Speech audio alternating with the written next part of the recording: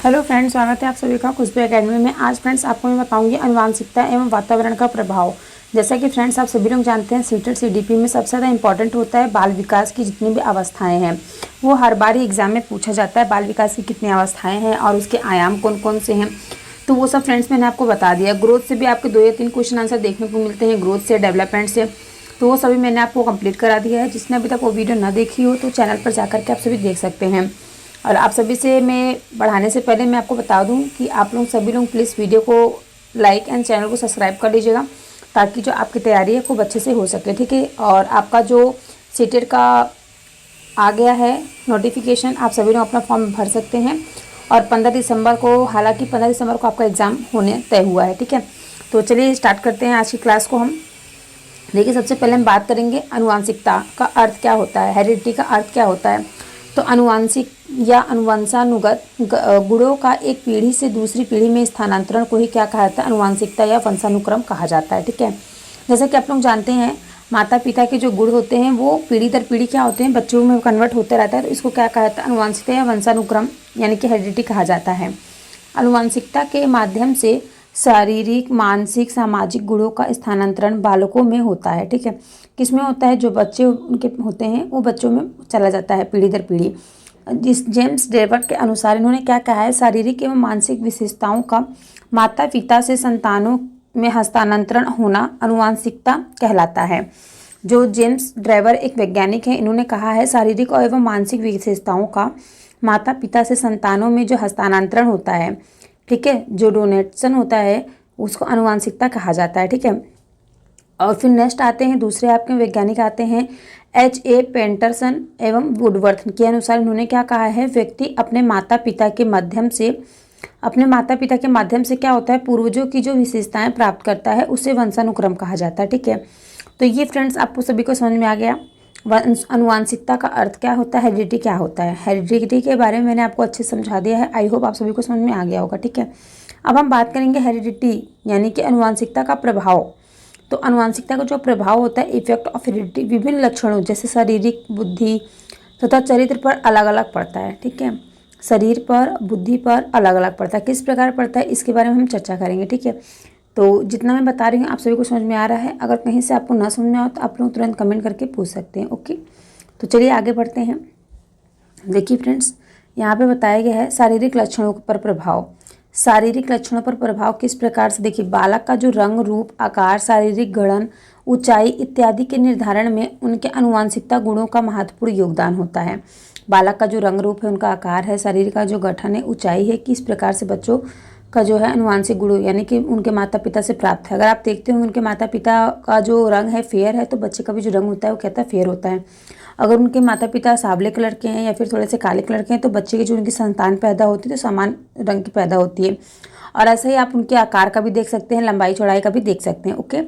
अब बात करेंगे नेक्स्ट है, अधिकांश जुड़वा भाई बहन द्वियुग्मक होते हैं जो 2 पृथक युग्मज जाइगोट से विकसित होते हैं। यह भाई जैसे जुड़वा भाई और बहनों की तरह मिलते जुलते होते हैं, परंतु वे अनेक प्रकार से परस्पर एक दूसरे से भिन्न भी होते हैं। बालक के अनुवांशिक गुण उसकी वृद्धि एवं विकास को भी प्रभावित करते हैं।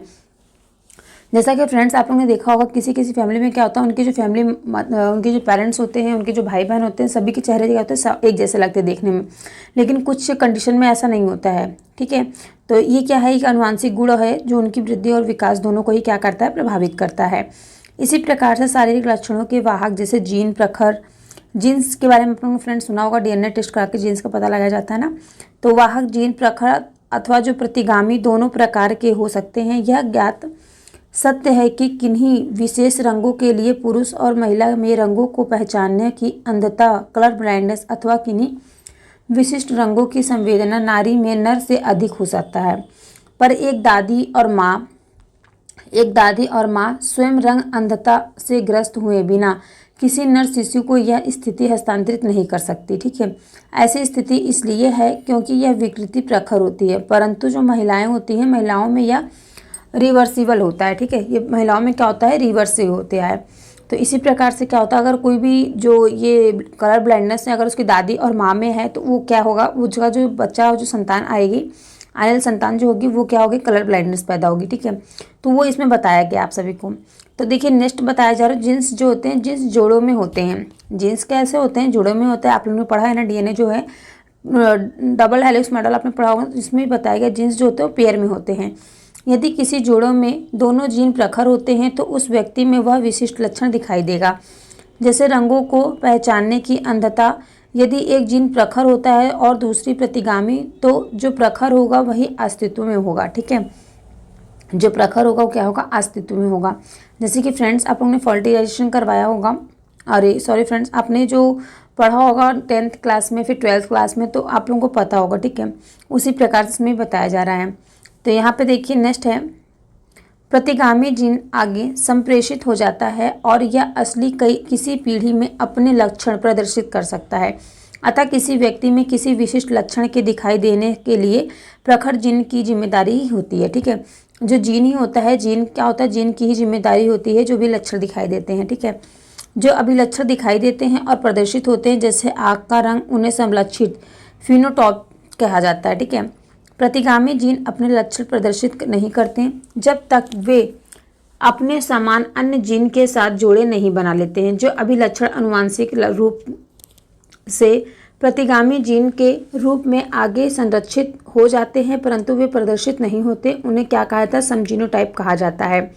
ठीक है, तो फ्रेंड्स इसमें मैं आपको बस यही समझाना चाहती थी, जैसे कि जिस प्रकार के माता पिता होते हैं उसी प्रकार उनके क्या होते हैं, जो जीन होते हैं वो अपने माता पिता में सेम लक्षण जो होते हैं उनके में दिखाई देते हैं। ठीक है, तो आई होप आप सभी को समझ में आ गया होगा मैं आपको क्या बताना चाह रही हूँ। शारीरिक लक्षणों के बारे में मैंने आपको बताया।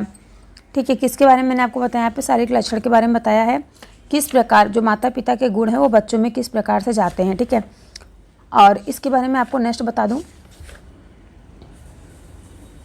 देखिए जो बच्चों के अंदर कौन कौन से जीन्स जाते हैं, जैसे आप देखते होंगे जीन्स के बारे में, जैविक परिपक्वता हो गया, शारीरिक संरचना, लिंग भेद, बुद्धि, इन सभी प्रकार से क्या होती है, आनुवंशिकता, हेरिडिटी आपका प्रभाव जो है आपको देखने को मिलता है। ठीक है, तो आई होप आप सभी को ये सब समझ में आ गया होगा। अब नेक्स्ट अगर आगे बात करें बुद्धि पर प्रभाव किस प्रकार से पड़ता है, तो चलिए हम आपको बताते हैं बुद्धि का प्रभाव किस प्रकार से पड़ता है। ठीक है, तो यहाँ तक समझ में आ गया सभी को। चलिए नेक्स्ट बढ़ते हैं।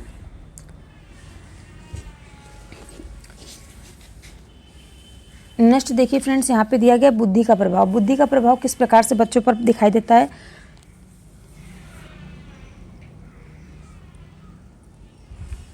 तो देखिए बुद्धि को अधिगम की योग्यता कहा जाता है। बुद्धि को किसकी योग्यता कहा जाता है फ्रेंड्स, लर्निंग का योग्यता कहा जाता है। समायोजना योग्यता, निर्णय लेने की क्षमता इत्यादि के रूप में परिभाषित किया जा सकता है। जिस बालक के सीखने की गति अधिक होती है उसका मानसिक विकास भी तीव्र गति से होगा। बालक अपने परिवार, समाज एवं विद्यालय में अपने आप को किस तरह समायोजित करता है यह उसकी बुद्धि पर निर्भर करता है। ठीक है, तो आई होप आप सभी को समझ में आ रहा होगा किस प्रकार से बच्चे, देखिए जिस बच्चे के अगर अच्छे से उसका डेवलपमेंट, अच्छे से उसका ग्रोथ हो रहा है तो उसकी जो मानसिक विकास है, उसकी जो बुद्धि क्षमता है वो भी काफ़ी अच्छे से उसकी ग्रोथ होगी। ठीक है, अब देखिए गोडार्ड एक वैज्ञानिक हैं, इनका मत है कि मंद बुद्धि माता पिता की जो संतान होगी वो मंद बुद्धि और तीव्र बुद्धि माता पिता की जो संतान होगी वो तीव्र बुद्धि वाली होगी। ठीक है, देखिए यहाँ पे बात हो रही है जिसका आईक्यू लेवल, आप लोगों को पता है ना आईक्यू लेवल कैसे मापा जाता है। ठीक है, तो आईक्यू लेवल जो मापा जाता है फ्रेंड्स, उस प्रकार से आप उसका आईक्यू लेवल पता लगा सकते हैं कि किसका कितना आईक्यू लेवल है। तो यहाँ पे जो ये आपके गोडार्ड मनोवैज्ञानिक आ रहे हैं, इन्होंने कहा है अगर जो माता पिता हैं मंद बुद्धि के हैं तो उनकी जो संतान उत्पत्ति होगी वही मंद बुद्धि की होगी। अगर तीव्र बुद्धि के माता पिता हैं तो उनकी जो संतान होगी वो किस प्रकार की होगी, तीव्र बुद्धि वाली होगी। तो मानसिक क्षमता के अनुकूल ही बालक में संवेगात्मक क्षमता का भी विकास होगा। अगर हम बात करें बालक में जिस प्रकार के संवेगों का जिस रूप में विकास होगा वह उसके सामाजिक, मानसिक, नैतिक, शारीरिक तथा भाषा संबंधित विकास को पूरी तरह प्रभावित करने की क्षमता रखता है। ठीक है, यदि बालक अत्यधिक क्रोधित या भयभीत रहता है अथवा यदि उसमें ईर्ष्या एवं वैमनस्यता की भावना अधिक होती है तो उसके विकास की जो प्रक्रिया पर इन सब का प्रतिकूल प्रभाव पड़ता है, स्वाभाविक ही है। संवेगात्मक रूप से असंतुलित बालक पढ़ाई में या किसी अन्य गंभीर कार्यों में ध्यान नहीं दे पाते, फलस्वरूप उनका जो मानसिक विकास भी प्रभावित होता है। ठीक है, देखिए फ्रेंड्स इसमें बस कुछ नहीं कहना था, आप लोगों को अगर समझना है तो बस एकदम रियलिटी में आपको बता दूँ, इसमें कुछ भी समझने लायक नहीं, एकदम सिंपल भाषा में बता दे रही हूँ मैं आपको। देखिए जो अनुवांशिक होता है, अनुवांशिक और वातावरण से क्या तालमेल है, क्या प्रभाव पड़ता है एक दूसरे से, बस मैं उसी के बारे में आपको बताना चाहती हूँ। जैसा मैंने फ्रेंड्स आपको बताया अनुवांशिक का अर्थ बता दिया। तो अनुवांशिक का अर्थ फ्रेंड्स बस मैंने आपको यही बताया है कि कोई भी जो लक्षण हैं पीढ़ी दर पीढ़ी अपने माँ बाप से कैसे ट्रांसफ़र होकर बच्चों में जाते हैं, वो आपका विकास, चाहे आपका शारीरिक विकास हो या फिर आपका मानसिक विकास हो या फिर आपका सामूहिक विकास हो, सामाजिक विकास हो, कोई सभी विकास, वो सभी कैसे अपने माता पिता से ही जाते हैं, अपने बच्चों में ट्रांसफ़र होते हैं। तो वैसी प्रकार से यहाँ पे देखिए जो डोनाल्ड का मत है, इन्होंने भी कहा है अगर माता पिता की बुद्धि मंदबुद्धि है तो उनकी जो संतानोत्पत्ति होगी वो भी मंदबुद्धि की होगी। ठीक है, बस यही बात यहाँ पे मैं आपको बताना चाह रही हूँ। अगर आप देखिए रंग रूप के बारे में मैंने बता दिया, शारीरिक लक्षण रूप में मैंने आपको क्या बताया, जिस प्रकार की माता की लंबाई चौड़ाई होगी बच्चों का भी लंबाई चौड़ाई उसी प्रकार से होगा। जिस प्रकार से माता पिता का रंग रूप होगा उस प्रकार से बच्चों का भी रंग रूप होगा। तो यही है यहाँ पे फ्रेंड्स, मैं आपको बस इतना ही बताना चाहती हूँ किस प्रकार से जो माता पिता के लक्षण होते हैं बच्चों में ट्रांसफ़र होते हैं, तो उसको ये अनुवांशिकता कहा जाता है। ठीक है, ये आपका किस प्रकार से होता है, क्या क्या कारक हैं, तो जैसे जीन्स हो गया आपका, जैविक परिपक्वता, बायोलॉजिकल मैचुरेशन हो गया आपका, फिजिकल स्ट्रक्चर हो गया और आपका जेंडर डिस्क्रिमिनेशन हो गया। ठीक है, ये भी बस मैं आपको बताना चाहती हूँ आपसे। तो आई होप आप सभी को अच्छे से समझ में आ गया होगा। तो अब देखिए थोड़ा सा और है वो मैं आपको बताती हूँ, इसके बाद आज की क्लास कंप्लीट होगी और फिर आपको जो नेक्स्ट क्लास होगी फ्रेंड्स, उसमें नेक्स्ट क्लास में मैं आपको वातावरण का अर्थ और परिभाषा बताऊँगी। ठीक है, आज की क्लास में बस मैं आपको चरित्र पर प्रभाव बता देंगे। तो देखिए जो डगडेल हैं, डगडेल नामक एक मनोवैज्ञानिक हैं जिन्होंने अपने अनुसंधान के आधार पर यह बताया है कि माता पिता के चरित्र का प्रभाव भी उनके बच्चों पर पड़ता है। डगडेल क्या है, एक मनोवैज्ञानिक है जिनका क्या कहना है कि इन्होंने एक अनुसंधान के आधार पर बताया है कि जिस प्रकार से माता पिता का कैरेक्टर है उसी प्रकार से क्या होगा, बच्चों का भी कैरेक्टर पर प्रभाव पड़ेगा। और फिर देखिए नेक्स्ट है कि व्यक्ति के चरित्र पर उसके वंशानुगत कारकों का प्रभाव भी स्पष्ट तौर पर देखा जाता है, इसलिए बच्चों पर उनका प्रभाव पड़ना स्वाभाविक ही है। डगडेल ने 1857 में जियूक नामक व्यक्ति के वंशजों का अध्ययन करके यह बात सिद्ध की है।